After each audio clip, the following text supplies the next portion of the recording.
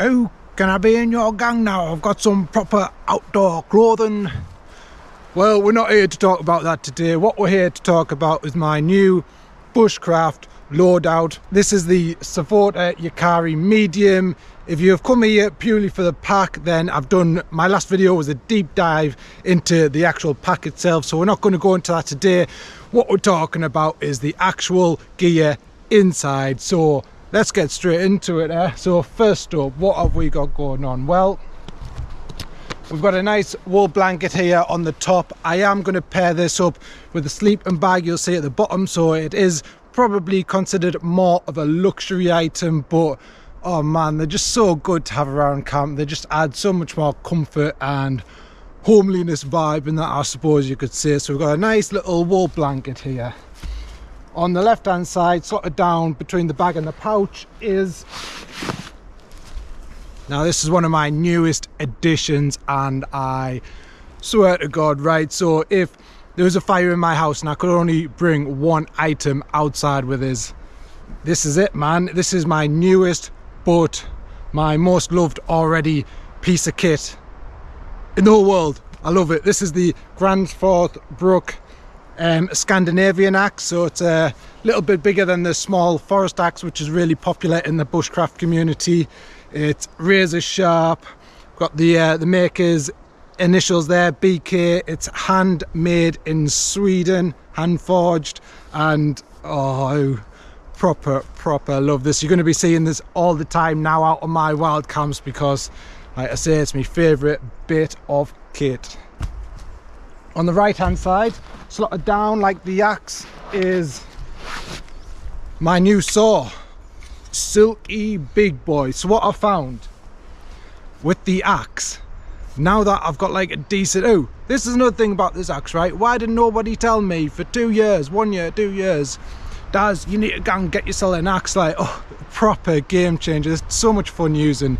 But what I have found is my old Backo Laplander saw, it kind of became irrelevant now that I've got this axe. Like, this does everything a small saw can do. So I've upgraded the saw to a Silky big boy. This is the Outback edition. We'll get onto that in a second.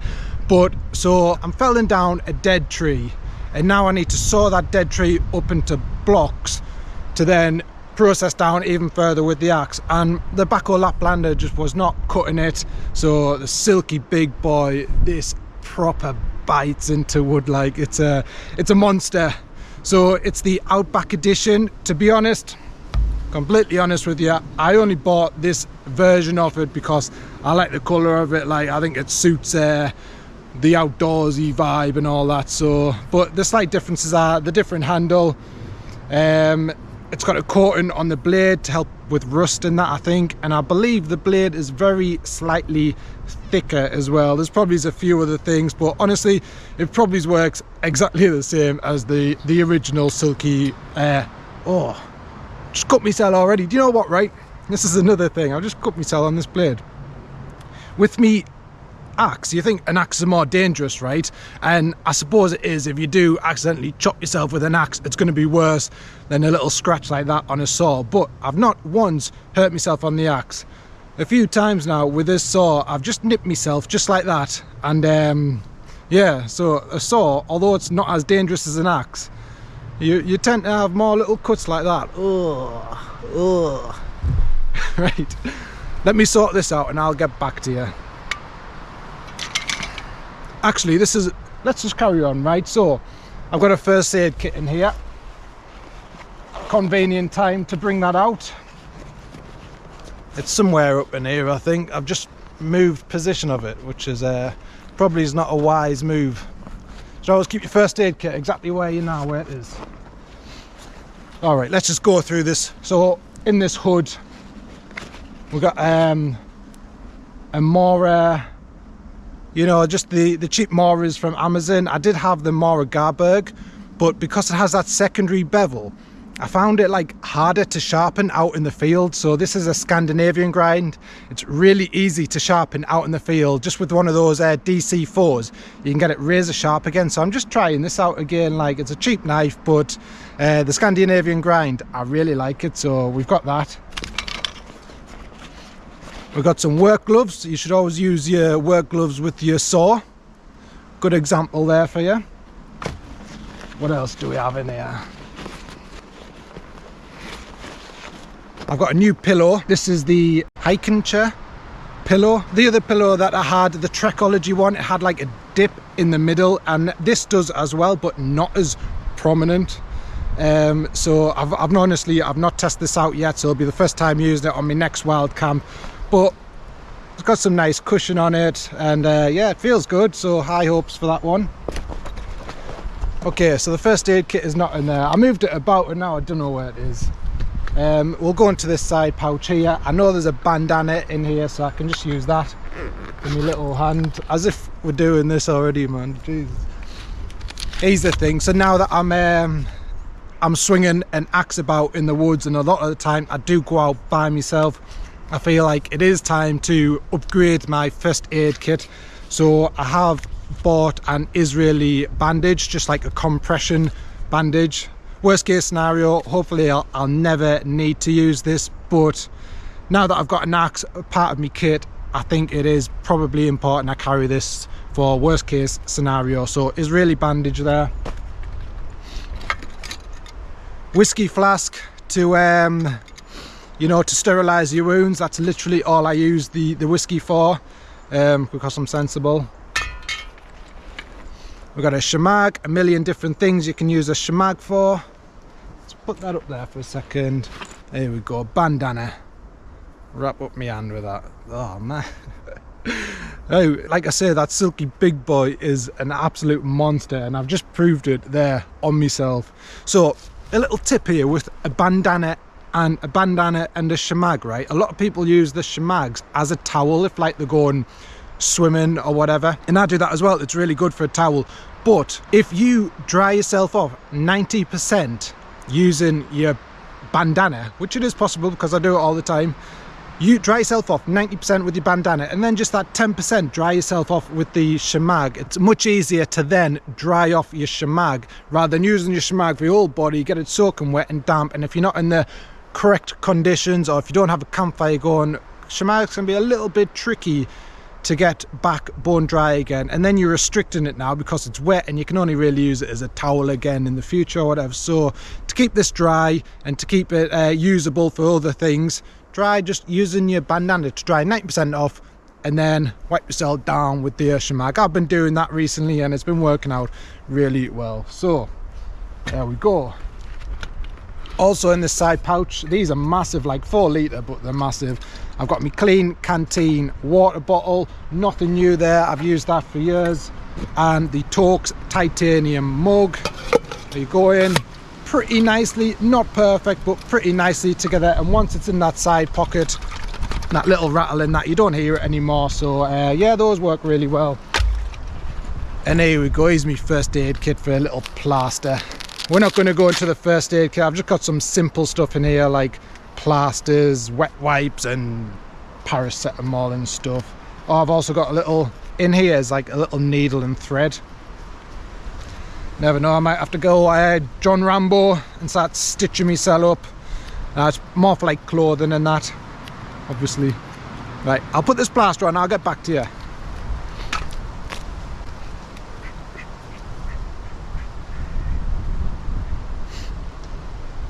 Right, health back to 100 now, so let's carry on. So we'll go straight into the next side pouch. So in here we have my tarp, still using the DD super light tarp. It's just so convenient, the pack size has never let me down, so I don't feel so much of a need to upgrade. But it's yeah, it's really good. It's in this side pouch for easy access. If I need, the first thing I need to get up, if it's raining, bad conditions, I get to camp, I need to get up, set up straight away. This is right there in the side pouch, along with a ridgeline, Prusik knots already on there, and a bowline knot on the end as well for speediness. And the last thing in here is just a ground sheet. This is the DD Magic Carpet Extra Large. It's not great, but it does the job, and it's super light, look tiny. So that's all that goes in there, just the shelter setup. On the outside, this thing here is This is the only thing that I did not buy myself. Mifa sent this out to me, very grateful. It's a speaker, it's a lantern, it's waterproof, and we'll test it out. We'll go swimming with this and we'll go underwater and that. But they reached out to me at a really good time because winter's coming. I want to be going out and doing wild camps and recording them. It gets really dark really early, like 4 o'clock in the afternoon now. It's ridiculous. So having an extra light with me on these wild camps, yeah, they reached out to me at a good time because I needed something like this. I can use a normal lantern, but they're probably not as bright as this. We'll mix it up. We can use a normal lantern in this. I'm not trying to convince anyone like this is going to be better than a normal lantern, because I love just the classicness of a normal lantern. But so far I'm quite happy with this, and we'll see how it goes on the winter wild camps there. I've just attached that with a carabiner just on the outside. It does bounce about a little bit, but I don't mind it. It doesn't bother me when I'm hiking about. So yeah, Mifa wild camping lantern there. And on the inside, what have we got going on? First up, a base layer. Now that I'm swinging axes about and I'm doing all that type of stuff, I noticed I do sweat a lot more out in the woods, so having a nice base layer at the end of the night to put on before I go to bed is going to keep me warm throughout the night. So all that's in here is my base layer. The sleeping mat I'm using is still the Snug Pack midi mat. What I like about it is I don't even like roll it up or anything. I just literally fold it up and it fits in there pretty nicely. Now with the sleeping mat, I was thinking about upgrading to some people might hate on this, I don't know if you will or not, but I'm thinking about upgrading to the Thermarest X Lite. Now I had one before and it broke, but why I'm going to upgrade to that again is because of the lifetime warranty, man. I mean, it's an air mat, yes, it's probably going to break from time to time, but you've got a lifetime warranty on it, so that, in my opinion, justifies it. And even though that does fit in there pretty nicely, like, look at the bulk of it. If the X Lite is more than half the size of that. But the reason why I'm holding off on getting one of those is because they're introducing a new Thermarest X Lite and a Thermarest X Therm this spring, and one of the main features why people don't like their mats is because they're really loud and like crispy sounding. But these newer versions coming out in spring next year, they're like meant to be 80% reduced sound. So I don't know, that's a good thing. A little bit extra warmth, and I think a tiny bit lighter as well. So I'm holding off. Next springtime I'll probably switch over my mat. This has never let me down though. I've never felt the cold through it, although I haven't used it in a wintertime scenario yet. So this winter will be a really good challenge for this, and if it does super impress me and it's still holding up, you never know, I might just keep this going. But that is the Snug Pack midi mat. There we go. Also in here, just a food bag, nothing special there. And then we have this is my what is it? It doesn't have the logo on, so I don't know.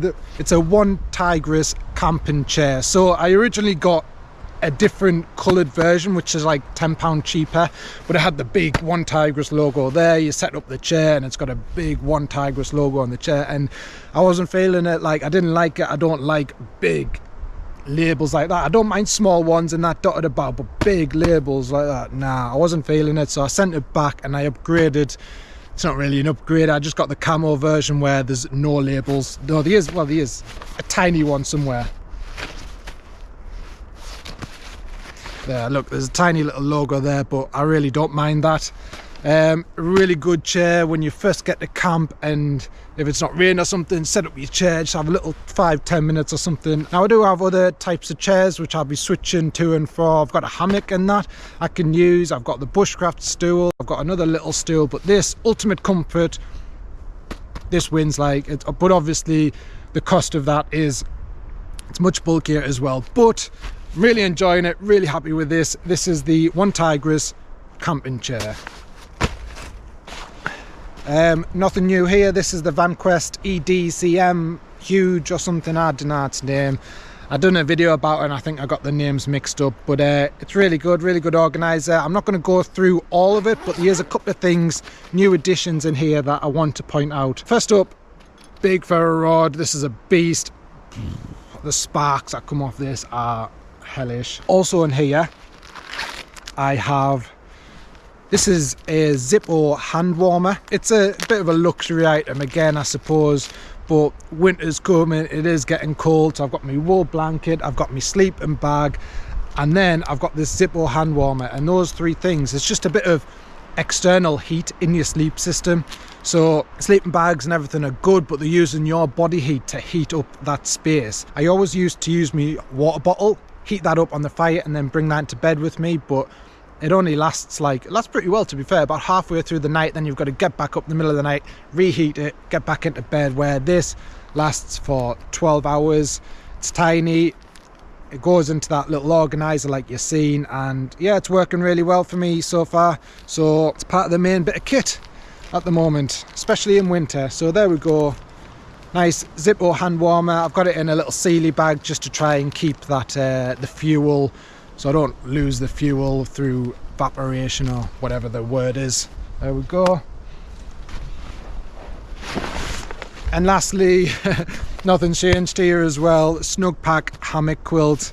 I can probably get through winter with this alone, but on the extra cold nights it will get a bit chilly, so having a wool blanket and the Zippo hand warmer just means, like, I don't know, I can just, the thing is with this type of stuff, right, you can go out and you can brave it and you can be tough in that, and you can get through your camps in that, but at the end of the day, once you start doing it more and more and more, you really want, like, luxury items become a bit more than luxury items, like the chair, and having extra warmth so you sleep extra well on the night, so you can wake up the next day and then just get on with your life as normal, and you don't feel like you need to wake up, pack up, go home and get a takeaway and have another nap or something. So little extra comforts and luxuries really do go a long way, and in winter time as well. So there we go. So I've got the sleeping bag, wool blanket and the Zippo hand warmer, and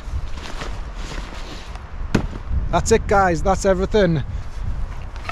But like I said, this here, oh, this axe, Scandinavian forest axe, this is my baby now. Like, I was proper sad as well, and I don't know if it's sad or not, but I messaged the company I bought it from and I was like, oh, can I have like a darker wood handle, because I don't know, I just thought it looked a bit cooler. So, and they sent me one as well, so I'm really happy with this Scandinavian forest axe. Bush. By the way, as well, we just hit over 2,000 subscribers.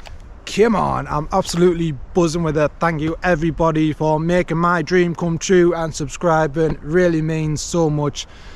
Thank you. And yeah, that's everything, guys. I was trying to keep this video quick, hopefully it doesn't run on too long. Thank you for watching. I'll see you on the next one. Peace.